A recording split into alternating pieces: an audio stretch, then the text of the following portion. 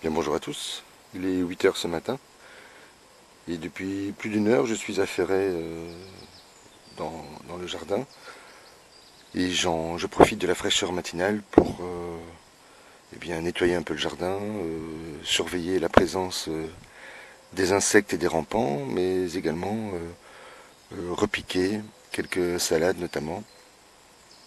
Et je suis en train de bouturer également des fraisiers. Enfin, je vais vous montrer ça. Je vais essayer de ne pas la faire trop longue aujourd'hui. Alors, je vais d'abord remercier David qui nous a apporté un broyat de sapin, et qui m'a permis de l'installer grossièrement pour couvrir le sol. Et eh bien, c'est assez pratique. Il y a un effet, comment dire, un effet aquatique sur le sol. On marche dans un tapis souple et c'est relativement agréable. Alors vous allez me dire pourquoi avoir mis du sapin. Bien parce que d'abord vous savez qu'en permaculture on utilise avant tout les éléments qui sont à notre disposition. Et dans ce cas, eh bien, j'ai décidé de le placer au sol pour couvrir cette partie de la bassière que je n'ai toujours pas eu le temps d'aménager et qui va me servir donc de couvre-sol durant cette première année. Et je n'ai aucune crainte quant à l'acidité présente dans le sapin puisque elle n'est pas directement en contact avec les cultures. Vous voyez qu'il y a toujours une marge de séparation. Et donc en principe, bien, elle ne devrait pas avoir d'incidence sur la croissance des plants. Alors vous voyez que cette butte s'exprime magnifiquement, avec notamment la salade poirée qui se mange comme des épinards. Et puis eh bien, chaque plante est en train de trouver sa place. Elle n'a pas trop tendance à se dessécher à mes yeux. Enfin voilà, elle est toujours de toute façon sous surveillance et pour cette première année, j'y ai mélangé pas mal de cultures, du basilic, du persil, du chou. Et ce que je vous présentais l'autre jour comme étant, alors je vais vous la montrer, cette plante qui m'a été vendue comme étant de la bourrache, eh bien est en réalité, vous l'avez remarqué, de la cosmos. Donc voilà, c'est également une plante qui permet d'inviter les insectes pollinisateurs sur les plants et qui en même temps voilà, offre comment dire, la capacité aux fourmis d'y cultiver, enfin d'y traire plutôt les pucerons, puisque c'est là-dessus qu'elles aménagent leurs étables à pucerons, entre guillemets. Alors la butte fleurie, bien vous voyez que s'exprime pas mal. Hein. Euh, j'ai même une consoude qui s'y est installée, donc je la laisse. Je la laisse dans cette butte. Et vous voyez que bon, elle n'est pas exceptionnellement intéressante ni jolie, mais disons que je peux y déposer les plantes qu'il me reste pour cette première année. Et puis je réfléchirai si je la conserve ou pas en l'état. Je conserve les arceaux en plastique au cas où je devrais en urgence la recouvrir d'un filet. Alors il me reste encore quelques plantes à installer, hein, vous voyez. Ceci va être débarrassé. Vous voyez que ça a bien évolué, mais je vais devoir le réaménager autrement. Enfin voilà, je vais en faire des petits pots, hein, comme je fais ici avec notamment le basilic que j'ai préparé hier soir.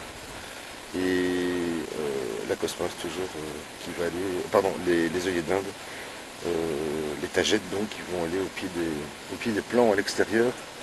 Et encore une petite partie dans la serre. Alors je vous montre l'évolution avec les boutures. Donc ceci, ce ne sont que des boutures de tomates sur votre gauche. Et bien ma foi, elles sont exemptes de maladies et elles font encore un petit peu leur maladie de jeunesse. Mais pour moi ça se passe bien. Vous voyez qu'ici, dans ces structures, eh bien, les tomates sont en parfaite santé. Donc ici, la technique elle est simple. J'ai simplement taillé les feuilles qui touchaient le sol.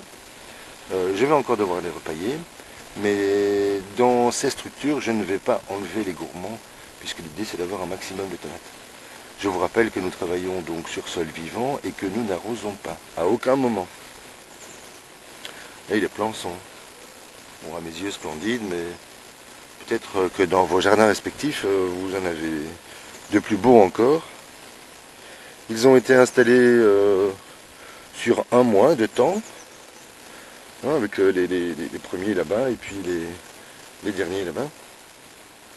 Et puis dans cette série, bien, les tout derniers sont ceux-ci. Vous voyez que ça se passe plutôt bien.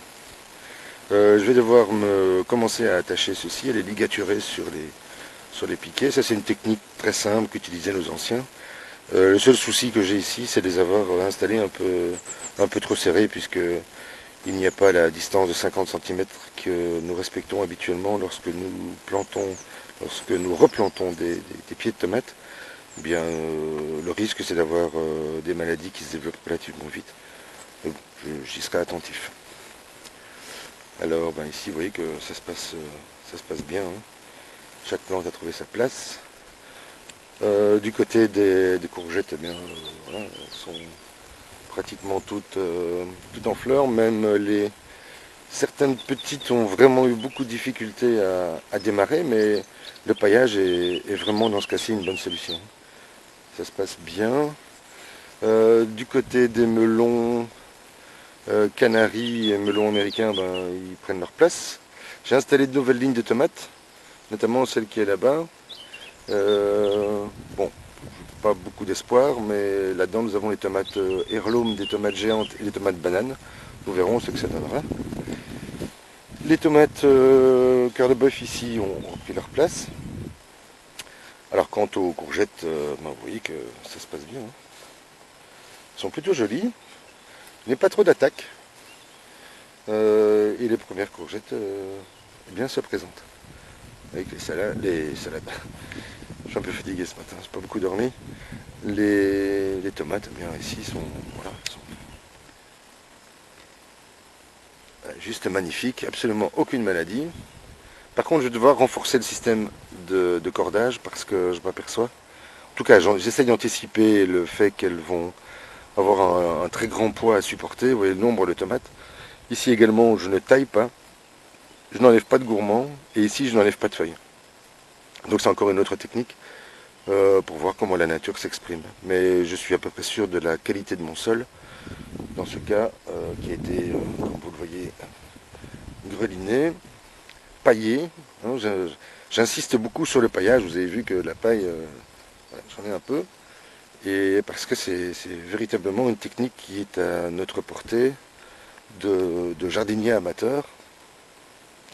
Ça ne coûte pas si cher que ça, et alors c'est particulièrement efficace puisque bah, ça nous permet de continuer de construire du sol, puisque vous le savez, c'est une de nos préoccupations cette année-ci. Alors je vais peut-être pas vous montrer la serre aujourd'hui, mais c'est finalement relativement efficace, hein, ce grand triangle. J'en suis assez satisfait. Bon, pas vous faire tout le tour, mais comme vous le voyez, eh bien, j'ai des plants de tomates un peu partout. Et ben voilà, hein, à l'image des tagettes, hein, des œillets. Vous voyez la qualité des salades maintenant. Oui, parce qu'ici, à l'entrée de la serre, j'avais un petit souci avec les grandes chaleurs matinales de fin de journée, à partir de 16h jusqu'à 22h, j'avais un soleil tapant. Et maintenant, ben, je trouve que ouais, j'ai réussi à résoudre ce petit problème. Ce que je voulais vous montrer avant de vous quitter aujourd'hui, bon, j'ai toujours pas terminé ces planches, hein, parce que lorsqu'on se lance dans de multiples activités comme moi, comme on n'a que 2 mains et que les journées ne font que 24 heures, c'est un peu compliqué. Vous voyez que les haricots vont arriver en fleurs. Je vais d'ailleurs devoir enlever le filet. Dans cette planche qui a eu énormément de mal à démarrer, vous voyez que finalement les salades sont plutôt jolies. Dont celle-ci, la feuille de chêne rouge, moi je trouve qu'elle est particulièrement réussie. Les poireaux d'été qui avaient vraiment pris beaucoup de temps avant de démarrer, ben regardez, hein. Moi je trouve que c'est plutôt réussi. Alors, je les trouve encore un peu petits, mais nous avons eu, comme vous le savez, une grande canicule et nous n'arrosons pas, hein, évidemment, dans ce jardin. Donc voilà, si j'avais arrosé, peut-être qu'il serait un peu plus grand, mais bon, voilà. Alors vous voyez que les choux brocolis et les choux blancs ben, sont présents, et même les Les bébés brocolis sont là, hein. Donc d'ici, à mon avis, d'ici moins de 10 jours, on va pouvoir commencer à les consommer. Regardez les pommes de terre, elles sont pas magnifiques. Hein, sans arrosage, uniquement avec du paillage. Elles sont toutes en fleurs. Moi, je trouve ça splendide. Vous savez d'ailleurs que lorsque la pomme de terre est arrivée en Europe par les conquistadores, les cours européennes, d'Espagne en particulier, s'y sont intéressés uniquement pour la beauté de leurs fleurs. Ils les trouvaient esthétiquement intéressantes. Et donc dans toutes les familles royales et tous les palais impériaux et princiers, eh bien, les grandes familles qui dirigeaient à l'époque l'Europe eh bien, s'échangeaient des fleurs et donc ne s'intéressaient absolument pas aux tubercules. Et donc n'ont jamais pris conscience de la manière de les travailler. Alors évidemment, les techniques utilisées en Amérique latine chez les Méso-Amérindiens ont évidemment, avec le temps, disparu, et ce n'est qu'au XIXe siècle qu'on va décider de s'intéresser à ces tubercules pour nourrir l'Europe qui, dans une Europe industrielle, ben, les conditions humaines étaient relativement difficiles, et donc la plus grande partie des populations souffraient de carences alimentaires.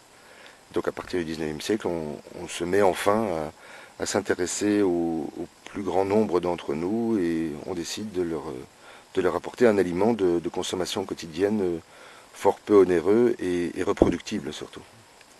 Ce que sans doute certains semenciers aujourd'hui tentent de refaire à nouveau, à savoir de nous limiter sur nos capacités à pouvoir réintroduire des plants d'année en année.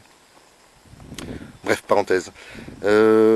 Ici, ce sont les choux de Bruxelles. Je vais les voir, hein, vous voyez, comme ils sont splendides. Hein.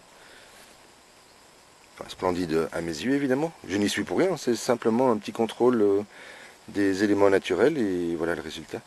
Je vais devoir enlever le filet cet après-midi. Les tomates, eh bien, même chose. Hein, regardez les cosmos. L'année passée, j'avais tenté enfin, j'en avais placé et je n'ai jamais eu d'aussi beaux résultats. Donc c'est dire que le sous-sol est riche. Alors les haricots ici, vous voyez, sont arrivés en fleurs et j'ai enlevé le filet. Que je garde parce que je m'aperçois que le matin j'ai des oiseaux qui viennent déjeuner. Hein. On ne peut pas les empêcher. Alors ici ça se passe bien. Alors regardez les salades. Moi je trouve qu'elles sont particulièrement jolies. Vous voyez, elles ont trouvé leur place. C'est-à-dire que ici elles sont installées dans du broyat. Et elles sont en contact avec le sol, mais sur à peine 1 cm de profondeur. Vous voyez ? Moi je les trouve splendides, de même que le persil. Par contre, vous voyez les piments et ici ce sont des petits piments, vous voyez. Alors, ils sont là. Des piments doux, hein, rassurez-vous. Mais voilà, je trouve qu'ils ont beaucoup de mal à s'exprimer. Alors je vous dis pas les poivrons qui sont là-bas. Alors par contre, la surprise, vous l'imaginez, hein. On s'en doutait un petit peu, mais ce sont les mange-tout et les petits pois, il y en a à foison. Hein. Donc on a commencé à en offrir, à en distribuer. Alors, on va essayer de passer parce qu'ils sont envahissants. Regardez comme ils sont magnifiques. Et c'est ainsi, partout, sur toute la longueur. Bien, je vais vous laisser ici, je pense. Hein. C'est une image de réjouissance. Je vous souhaite une excellente journée et je vous dis à très vite. Au revoir.